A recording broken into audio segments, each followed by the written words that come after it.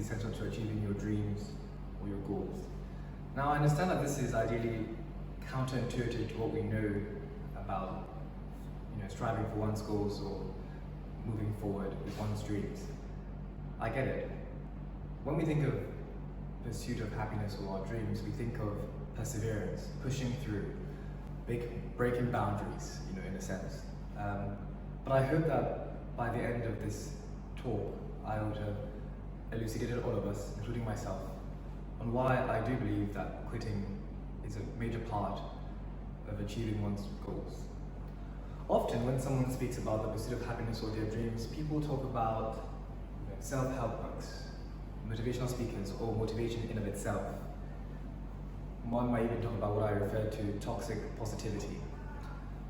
But I think for me, throughout this talk, in which I will capture 2 anecdotes, I think that I'd like us to open our minds to the idea that it might be a different journey.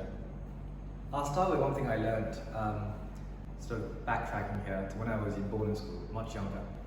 Now, one of the first principles of economics I learned was that the cost of something is essentially what you give up or quit in order to get it. I'll say that again. The cost of something is essentially what you give up or quit in order to get it, which basically captures the idea of opportunity cost, something that I'm sure we're all very familiar with, myself especially. And so with that said, I'd like to start with my first anecdote, which I hope we keep in mind. When I was young, my granddad, of blessed memory, would normally sit me on his lap and ask me very ambitious, brazen questions. On this day, when I was 7, one of these were what I wanted to be when I grew up. Now, obviously in my pure naivety, I said I would like to be a famous poet or writer.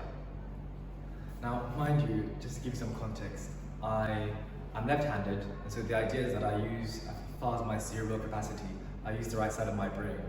My dad is an actuary, an actuarial scientist, so obviously the apple fell very far from the tree. But yeah, I told him that I would, at the time, I wanted to be a poet and a writer, and so he did what he did most, and he pulled out a sheet of elephant paper, which we had an abundance of for some strange reason, and he folded it into half and said, "Okay, Joseph, on the left half, I'd like you to write down what you hope to gain and achieve as a famous writer." And so I started. I enumerated the fact that I wanted to be world famous, probably win a Pulitzer Prize, have a book deal, have my writing made into a movie. The very naive, elaborate list, essentially. And this was my sort of objective. And obviously, trying not to be patronizing, he was like, very impressive. And then he went on to tell me, "Okay, Joseph, you're filled to the left side of the sheet. Now, on the right half, I'd like you to list what you're willing to sacrifice or give up in order to achieve all these amazing achievements." And obviously, as a bemused 7-year-old, I looked at him quite perplexed. What is he talking about? And obviously, he highlighted that you might have to read more in order to become a good writer. It might mean less time playing video games. It might, on your Nintendo or something. It might mean less time, in the playground and more time focused on reading. And I was like, oh crap! There is a sacrificial element or something I must quit in order to become what at the time I thought I wanted to be. And so this brings me back to a theme that I think really encapsulates what I'm trying to express with this first anecdote. Oftentimes we find that as human beings, and I am equally complicit in this, we are much more prepared to write a list of all the things we want out of life, our relationships, our businesses, anything you can mention in general, and less interested in listing the things that we're willing to sacrifice in order to get those things. And I am wholeheartedly of the opinion that it is equally important, if not more so, to focus on the list of things you'd be prepared to quit. I saw a very interesting tweet today by a lady who said, if being successful means waking up every day at 4 a.m., she definitely doesn't want to be successful. And that's actually quite valiant and quite sincere in knowing that she has acknowledged quite colloquially what the sacrifice of being a successful person would be: quitting more sleep, sacrificing sleep. But don't get me wrong, after sharing this very grounding and morbid fact with you, I would like to go to my second anecdote and final anecdote with this quote. One of my favorite quotes by Samuel Beckett is fail better, is fail again, fail better. I own a script on that. And why is this one of my real modus operandis of how I live my life? I think quitting is much easier said than done. When we talk about sacrifice and giving up things, it's easier to speak about it, but implementing it is another thing. And I think that's one thing I want to use my second anecdote to sort of share, in that I will be able to express that it is worth working towards making sacrifices to achieve your goals. So when I was 19, I was diagnosed officially as manic depressive. And even though I had been experiencing it for a long time since being very, very young, it was only diagnosed at that stage in my life. Now, factually, I've attempted suicide about 5 times throughout my entire existence. And I can talk about it in a very healthy context now because I have, in a sense, dealt with it.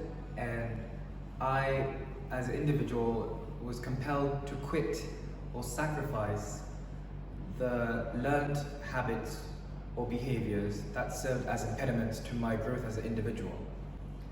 A typical example is I, at a point, deferred from my semester at TEDxAshesiUniversity about 3 years ago, which was, in a sense, quitting for a period. I had to quit at that point to preserve my mental growth and to focus on myself for a period of time. It was not the most beneficial or expedient decision, but quitting at that point was very necessary.